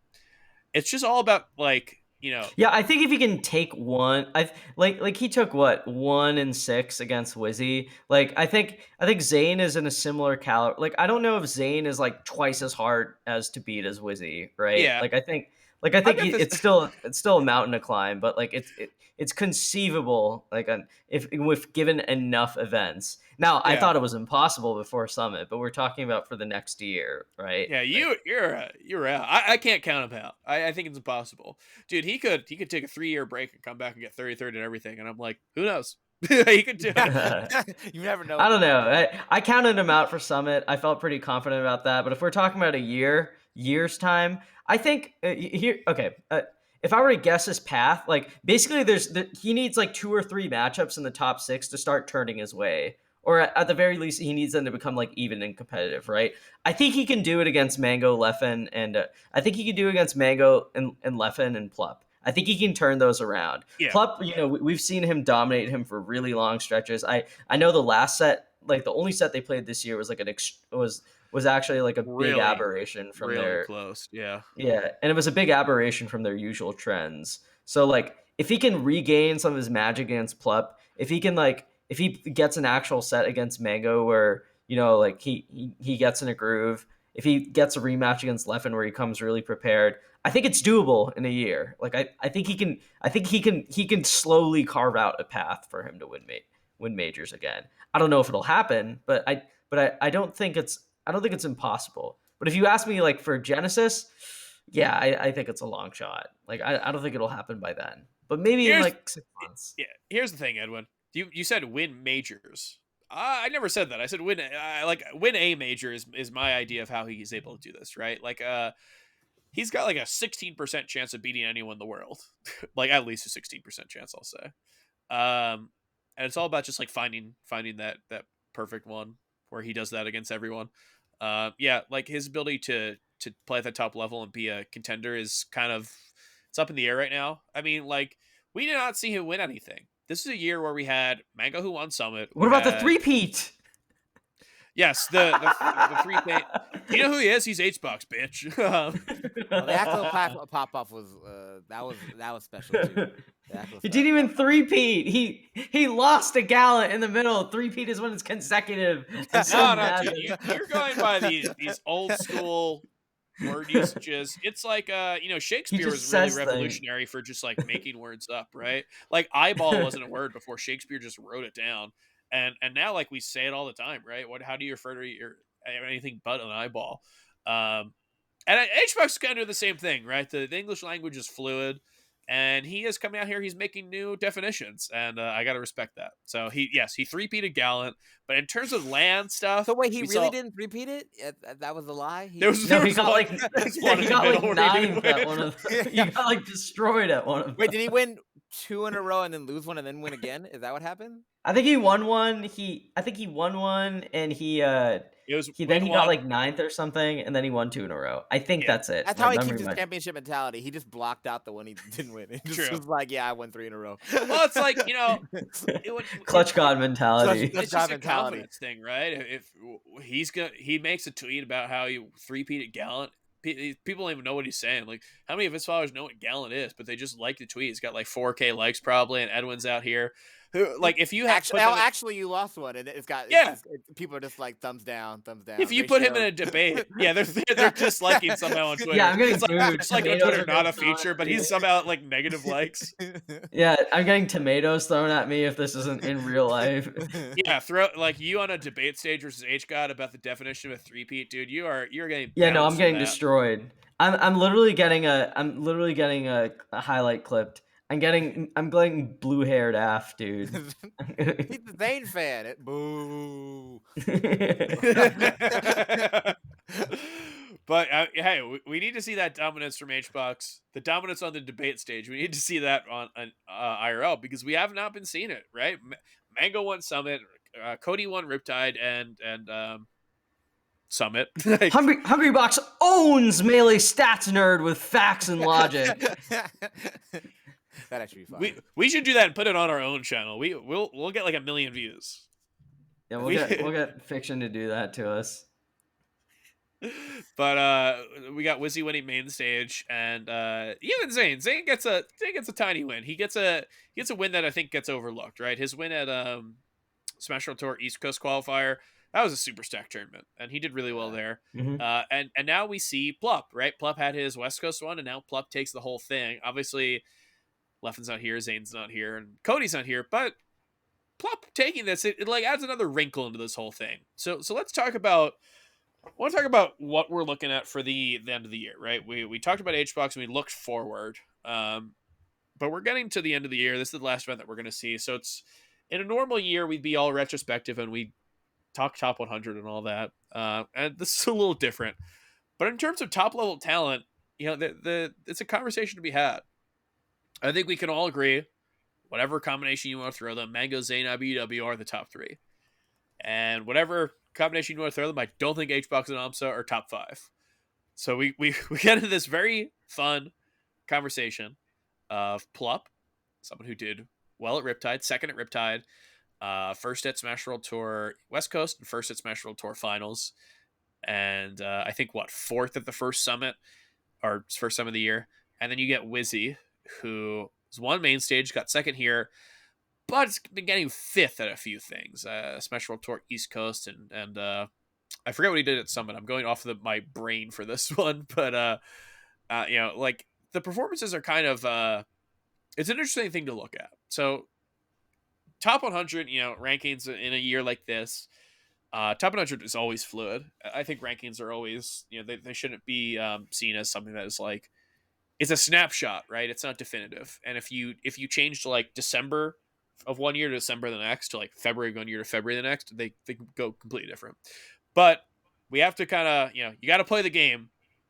So we're talking about it. Let's talk about Plup versus Wizzy at number 4. Who gets number 4? And Edwin, I know you are a man. You're gonna give me your whole top 20 probably, unless I stop you. So I know you have feelings on this. Who do you go? Do you go our wonderful Justin from Florida, or do you go our wonderful Justin formerly of Florida? I'm gonna go with Justin formerly of Florida. I think it's Plup's like very easily. I'm not just saying that because he won this event over Wizrobe. I'm not even saying it because he's just like obliterated Wizrobe all year. I think his records. So typically when it comes to like evaluating players in the same group, I always try to look at how they do against like that same group or the group slightly above them. I think that's typically the best indicator of like you could look at like hundreds of sets across the entire field or whatever, but if you need something like shorthand, I think looking at how a player performs against their peers is typically like a good way of understanding where they fit within that hierarchy, right? And I think like when you take a look at this, Plup is just like way ahead in every area. I mean, the guy's 2-1 against Mango, a potential number 1 for the year. Unlike Wizrobe, he doesn't have a Zane win, which I think is pretty good for Wizrobe. But we've also seen Plup we've also seen him like take a set from IBDW this year. We've seen Plup also like with it from the tier beneath him. We saw him win NA West over SFAT like pretty solidly. I will say one thing with Plup that's really impressed me, like especially in the last like 2 months or so. I think he's starting to clean up his Fox matchup. I think that for a Yeah. while it was seen like, his Sheik was doing good, but then he'd go Fox and he'd lose or throw off his rhythm. So then he'd try full Sheik, but it wouldn't work or whatever. And then Plup wasn't sure what character he wanted to do. Whatever Plup has figured out for this, it seems to be working for him. And if he can turn that matchup around, like, I don't see why he can't be in contention for winning majors. But yeah, and I think it's like very easily Plup, like in like every important metric. I think you mentioned an online set in there. Are you counting online, you little devil? Yes, I am. But I think, Oh, but I think disgusting. even if you, but I think even if you don't, like, I just think that like if we're talking about hypothetical matchup spreads and like who does this person need to beat in order to win a major, I think Plup has a lot more, or to win like a super major. Let's dial it to something like Genesis because that's like the most important thing.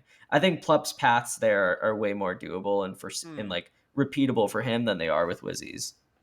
What do you Yeah, think, I think Phil? I would take Plup too. Though I will say I was I'm impressed with Wizzy a lot right now. Mm-hmm. Absolutely. I think his matchup against Mango is changing too. Actually, I think Yeah. everyone thinks that. I think he's I think I said this on commentary a lot at Summit, but I think he's the closest to the actual one touch. I think he's just really getting to the point Mm-hmm. where it's scary Yeah. when he actually opens you up. Which and then so I'm excited to see like where he goes from there.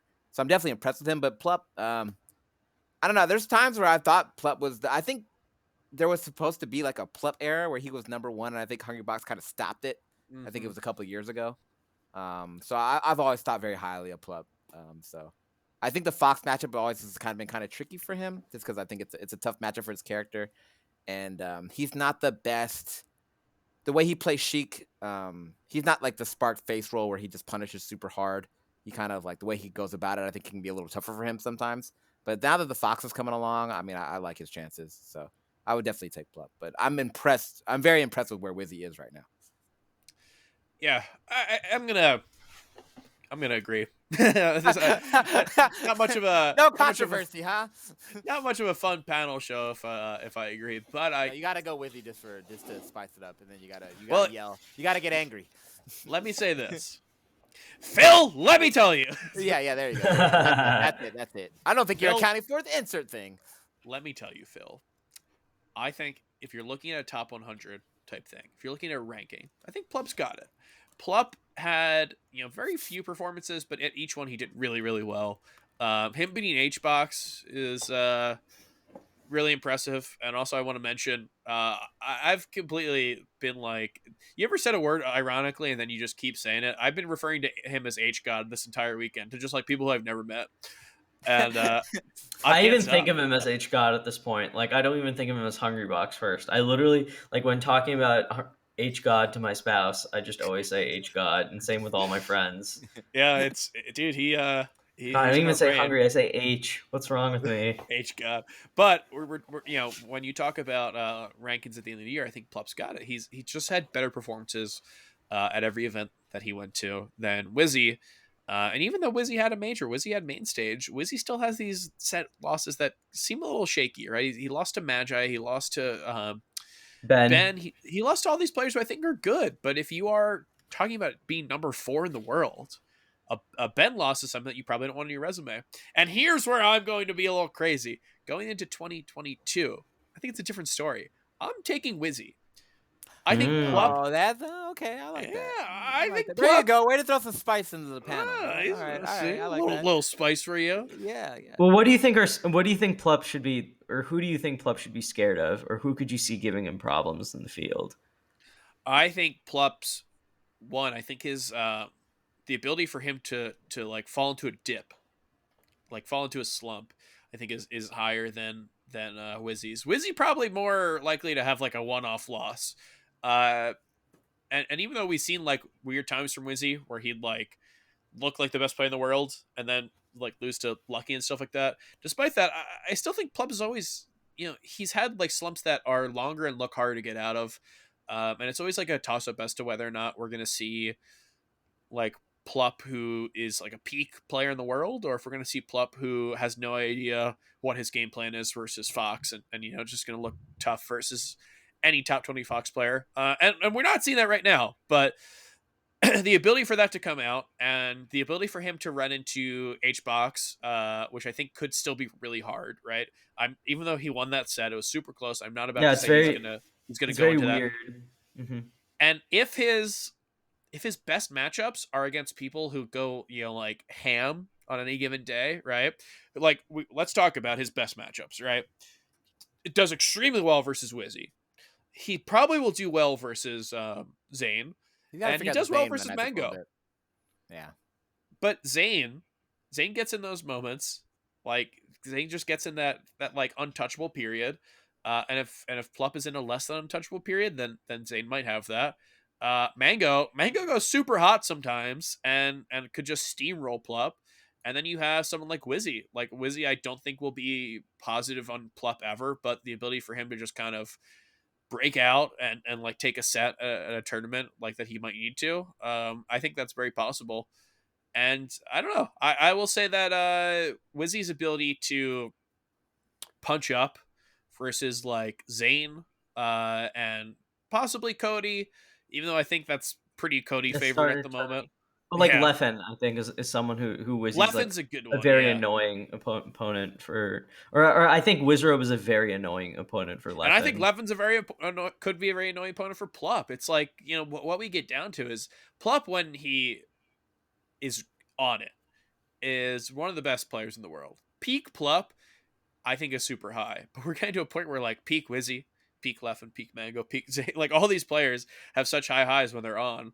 And I can't guarantee that like if Plup plays all those people while they're playing hot and while he might be playing less than hot, or even if they're both playing at their peak, right? It's like I find that hard. And I don't know. Wizzy might end the year with slightly worse matchups than Plup, but I think Wizzy might end the year also with better wins, better like tournament wins. I will say there's one thing with Plup that always freaks me out. Okay, I shouldn't say freaks out, but always worries me. Like in any set he plays, there's always like a 10% chance or whatever in like a major where Plup is going to be playing a matchup where it is just so unambiguous what character he should Yeah. go, and he just goes like Fox or something and loses. Like I could totally see at some point in a major Plup faces Frenzy or something and he just plays Fox and loses, and it's like, okay, well, like I don't know why he did Yeah, that, and why he he just went plays Fox. like, What well, if remember when he what went if Plup Fox plays against PPU? Slug?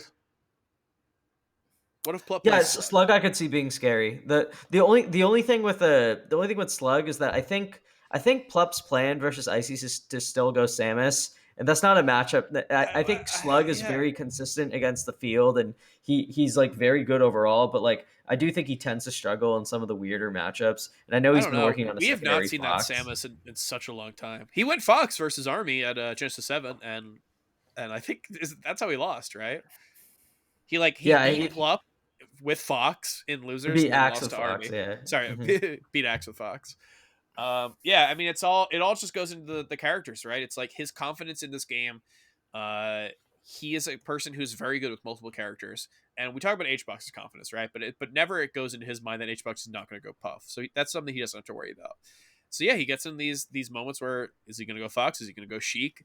And every time we've seen him do really really well, it's when he has what we talked about with Mewtwo King, right? Like a very confident idea of what to go when. So when we see that Sheik do well versus Fox, that he's on one, right? Like that's how I know something's going to happen. Um, when the Fox does well versus Puff, it's like, yeah, it's tough because it's a push and pull between those two characters, and if he leans on one too much, then the other one, I mean, he's one of the best players of all time, and he's one of the best Fox players in the world, and probably still the best Sheik player in the world. So I'm not trying to like, you know, get on him too much for this, but we've seen in the past where there's like scary situations where he does not look top five. He does not look like he's able to win a tournament. And while I think that he's in the zone right now, I think he's the fourth best player in the world. There's a chance. There is a chance. I think I You like what you remember said he went earlier. Fox versus Pew Pew? It was so random. Like, why He did just he went do Fox that that? entire tournament. That was one of the Yeah. that's one of those things that you might run into. You might run into him just being like, time to go Fox all day. But yeah, Phil, what were you saying? Oh, I would say I like something Edwin said earlier though about like a path. You have to have a path to win a major, and I think Yeah. with Wizzy now, I do feel like there are just clear paths for him winning. Like if he doesn't play Plup, and now that like he looks so much better against Mango, I just Yeah. feel like I like his chances against everybody else. I think he could beat the Foxes like Left and Cody. If he can beat Mango, and then like I love him against Wizzy, and then Zane feels like a doable one too. So I just like his spread a lot. I think he looks very good going forward. So I Yeah. agree. I like that. Yeah, even if he's not able to consistently beat Mango, right? Mango's the type of player where if he takes a set, that might Yeah, be if he all can he split, if needs. he can just start splitting, Mhm. I mean, Yeah. you take that, right? Yeah. Yeah. I mean, it's a fun year. It's a year that we go into, and I'm not sure, right? Like Mango's probably could be considered number one. I think Zane getting third at Summit kind of sealed that in a lot of people's minds. But it's not a confident number one. It's not a confident number two. It's not a confident how like you can go down so far, and I think it's so fluid in terms of who to see when. Like if you extended whatever rankings are going to come out, right? There's a fucking Blur ranking. There's a I think Blur's currently watching. Hey Yeah, Blur. he is. But there's Blur. a What's up, fucking Blur? Blur Awesome. ranking. There's a PGR contenders like tiered list of stuff. If you extended that to Genesis, like literally one super major throws it all into or like it throws it into array.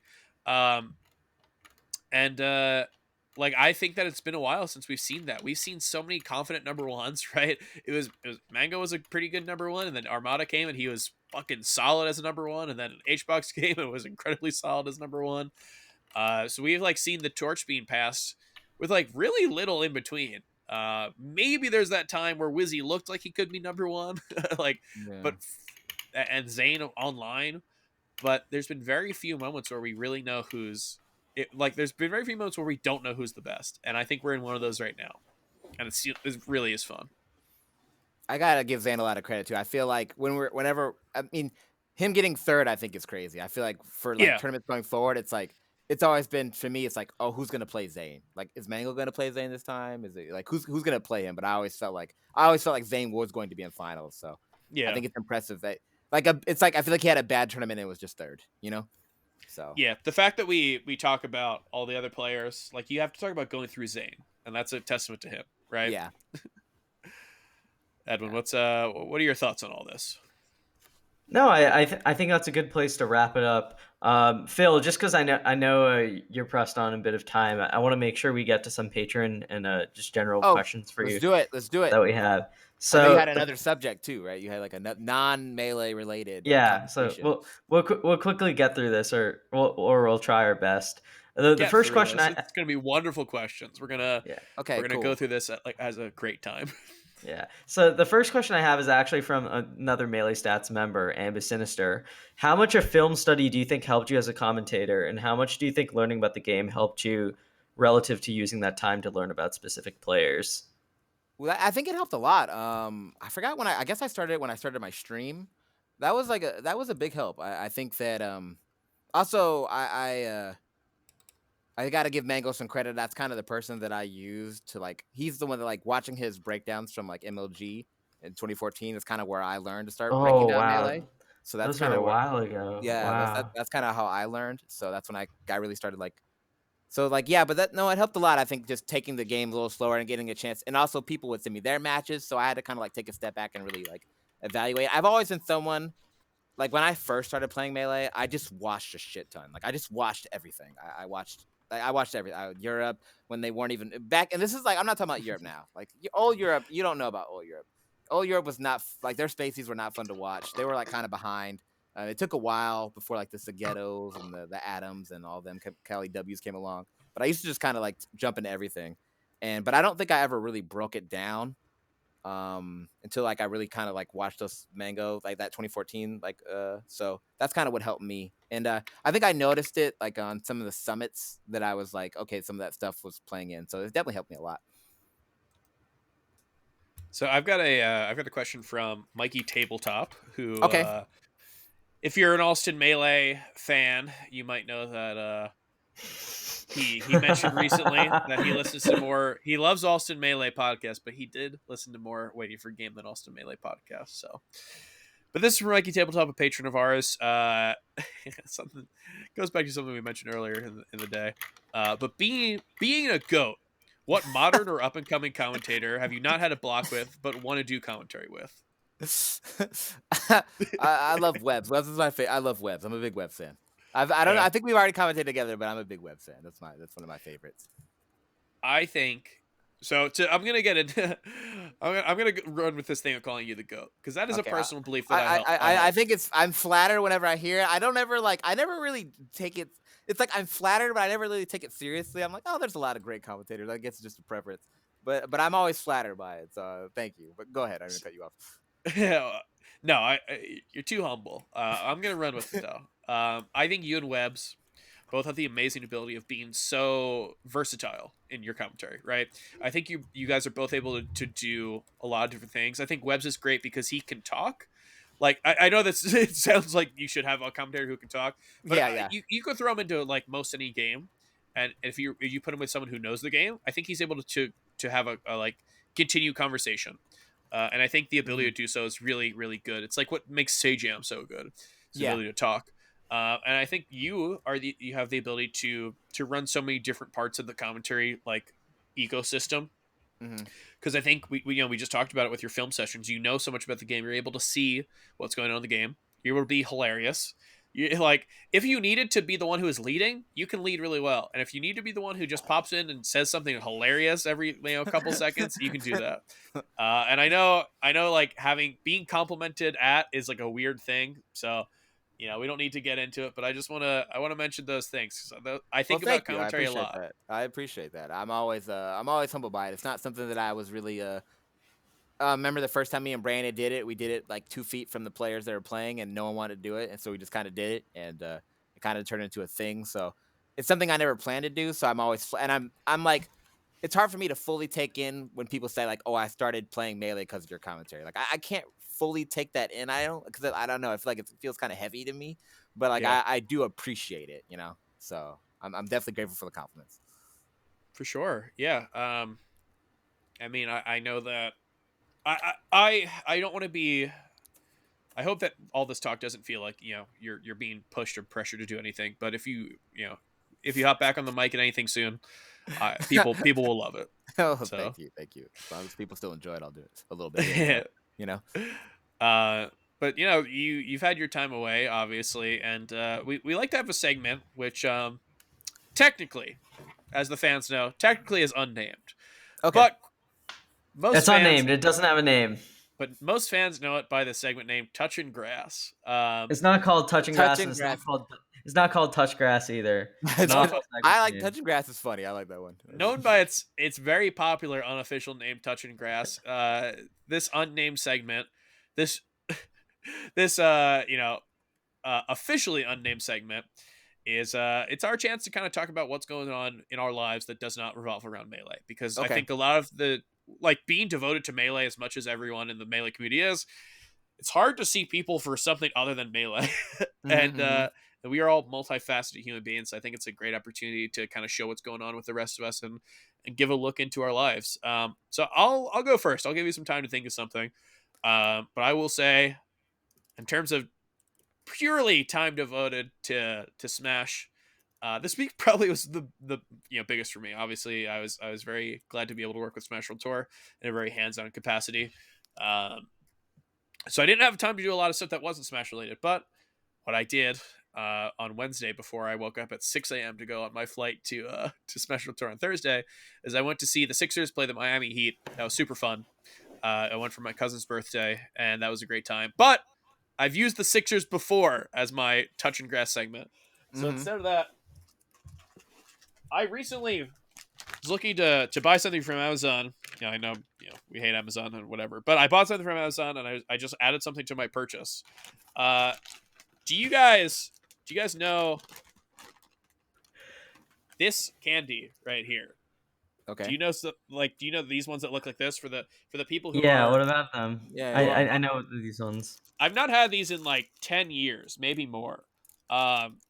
I got them because I like had a flashback from my childhood. I remembered them. For people who are listening through YouTube or through Spotify or something like that, this is it's kind of like a hard candy with like a gel in the middle. And they're wrapped up It's like I have the one with a bunch of flavors, but it's also the ones that the wrapper looks like a strawberry. So I got a 2-pound bag of them because I was like, I have not had these in like 12 years or whatever. They're not that good. They're really not that good. You got a lot of them, dog. I've got 2 pounds of them, so I've been like slowly making my way through. So that's probably the thing that's non-melee related in my life that's been the biggest constant this week.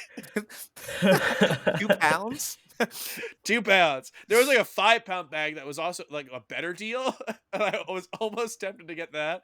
And that was probably one of the best decisions I made in my life because this 2-pound bag is There's taking a version of you that did choose that bag, and that's tough. That's a sad wheat right there. Edwin, you've got a more uplifting thing that's been going on this week, hopefully? Yeah, something kind of cool. So, in the last like week and a half, so just for reference, if you've never listened to the show before, I'm a huge football fan. That's actually like one of the few things that I love as much, if not more, than Melee. Just like the NFL, its history and everything. And lately, I've been so I have a Pro Football Focus account. And lately, I upgraded to the Premium Stats subscription, which basically lets me look at like a ton of past seasons and like really in-depth player stats, right? And I remembered one of my favorite players when I was a kid. This guy's name was Nnamdi Asomugha. Okay, so basically, if you're not familiar with football, he was a defensive back. He was a cornerback. And his specialty was that he covered the right side of the field, and he was a man corner. So basically, like, there's different kinds of cornerbacks, but what you need to know about Nnamdi Asomugha is that he'd stick to his receiver like glue, and he would just follow them. Like the minute the ball snapped, he just stuck to them and like made it really hard for quarterbacks to throw in their direction.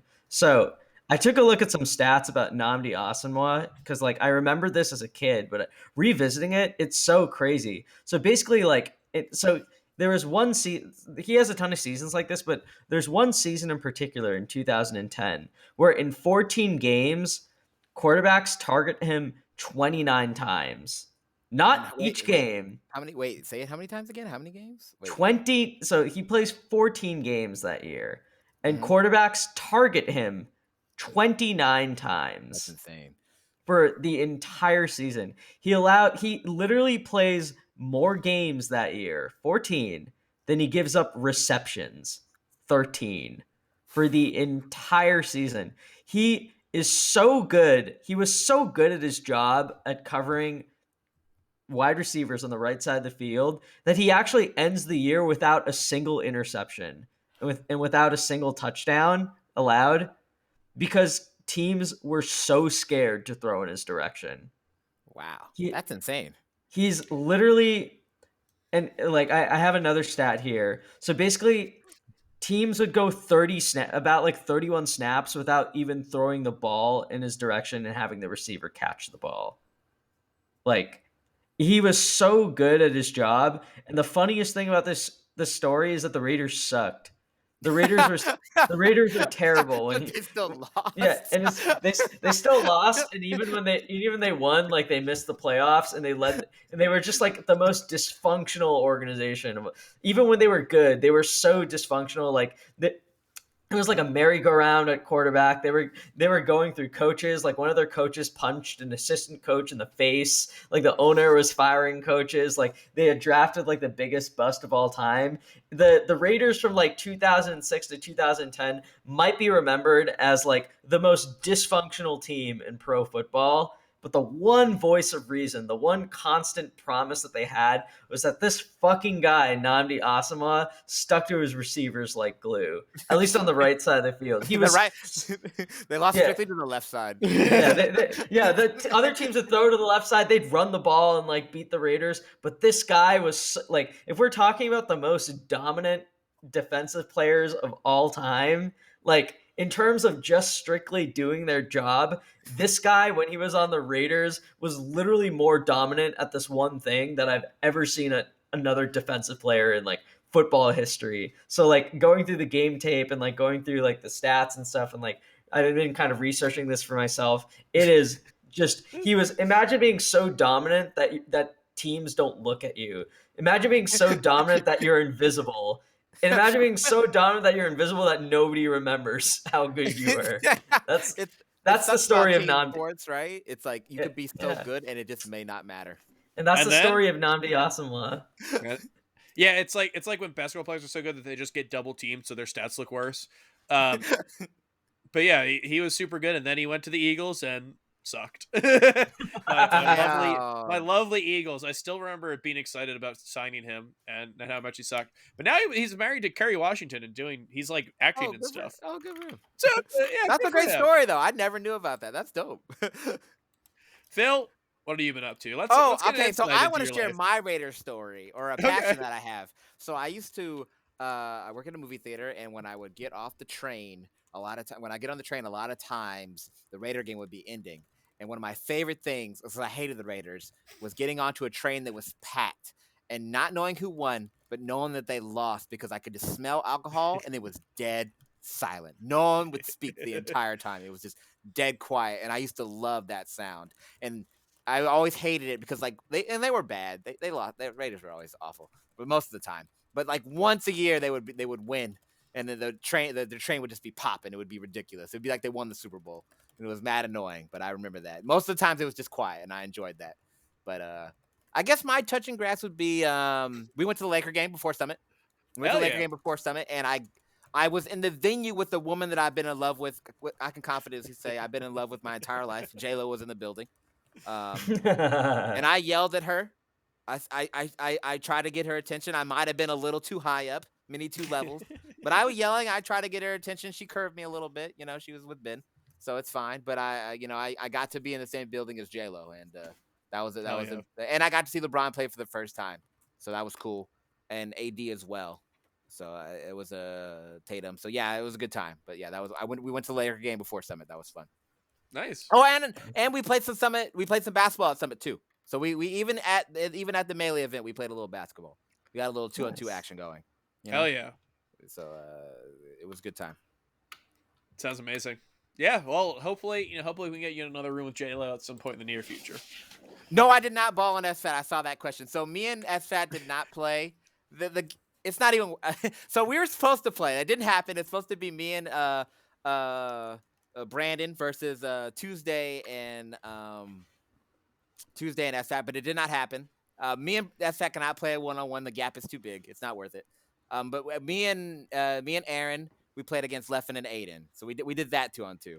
And so Leffen's a little salty. He wants to run it back, so we're gonna have to run that back hopefully next Summit. Those 2 lanky boys. Yeah, we played Leffen. I got him, so we're definitely gonna have to run it back though. It's like having 2 mini KDs on that team, right? Aiden and Leffen. Yeah. That's super fun to hear, and yeah, hopefully, hey, maybe we'll get J-Lo to Genesis 8. Yeah, I know, right? Can we get Namdi to Genesis 8? We'll get Kerry Washington and Namdi Asamoah. We'll get J-Lo. We'll see if we can, He only wants to sit on the right side of the stage. Ben Affleck's invite might get lost in the mail or something, right? I did make fun of Aiden too. I kept touching his ankles every time I went by him because I was like, he did not like it. So he's pretty salty. Those ankles. That boy's just like he's rail thin. I want to. I'd be careful when I'm even when I'm hugging him and stuff. He's we don't need any injuries. Yeah, no, that was the one thing I'll say. I was like, I didn't care about Aiden, but Leffen, I was like, all right, don't hit Leffen. Got to turn it in. Really yeah, imagine if Leffen's gonna DQ because you're playing a little too hard defense on him. Yeah, but Aiden, I tried to end Aiden's life. I was going at it 100%. Shout out to Aiden. God, he's got to run tournaments. He's got to run that one Ludwig. It's fine. Tournament. He can take it. He can do it. He can handle that. But yeah, he can run it from a hospital bed. Yeah, that's facts. Yeah. Well, Phil, we're nearing the end of the show, and this was a really fun time, and I think that the viewers feel that way as well. So, is there any way that they can follow you? Where can they follow you? Oh, you got to get the Twitter. You got to get the Do You Feels Me. I see that. It's Do You Feels Me everywhere. It's Do You Feels Me on Twitter and Twitch. And you can follow me on Twitch, and I may occasionally stream. I might be there, and it's usually a good time when I do. So, and definitely hop on the Twitter, and hopefully, I always say I'm going to stream more, and I'm probably lying, but I want to. Just know that I want to, even if I'm not doing it.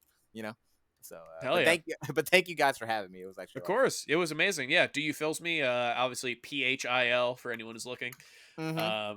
And yeah, if you want to follow us on Melee Stats, you can. For some reason, uh, I always do the plugs and it always goes great, but for some reason I'm a little worried. Edwin, tell me if I miss anything. If you like Waiting for Game, you can watch us live at Twitch on twitch.tv/Melee Stats. If you want to catch the episodes after they aired, you can do so at the Melee Stats archive on YouTube. And while you're over on YouTube, you can go to the Melee Stats channel. That's where we're going to put our long form video content. If you want to catch what we are putting out on Twitter, you can do so at twitter.com/Melee Stats Pod. That's where we're going to put up daily results and other stuff like fun links to our MeeleeStats.co articles, such as Monday Morning Marth and When's Melee. So if you want to check those out, you can do so at twitter.com/MeeleeStatsPod, or you can go to MeeleeStats.co and find the articles themselves. And, if you love everything we do, you can support us at patreon.com/MeeleeStats. Wasn't perfect, but it'll do. That was pretty clean. Beautifully done. If you were Not- nervous, that was pretty good. Not the best ad read I've ever done. I guess this is a good time to mention I took a 3-hour nap and I woke up at 8:45. And show went supposed to go live at 9. So if I felt off or forgot a stat, then that's my John. That's pretty good. That's a clean John. That's a clean John. It's a pretty good John. It's a pretty good John. It's a solid one. But of I course, thought you Phil, admirably shilled, if I might Phil, say so. you need no Johns because you did perfect. You were I'm really happy when we got you on. You're a wonderful guest to end the year with. And as we go into 2022, I'm happy to say that this is how we're gonna wrap up Waiting for Game for the year. So I appreciate you being on, and usually I end these episodes by saying I appreciate the audience watching, and they can catch us next week. But we will be taking a week off, a little bit of a holiday break. So I appreciate you all for watching, and I guess I'll say enjoy the holidays, enjoy the break, and we will see you in 2022. All right, peace. Thanks, guys. New Year, y'all.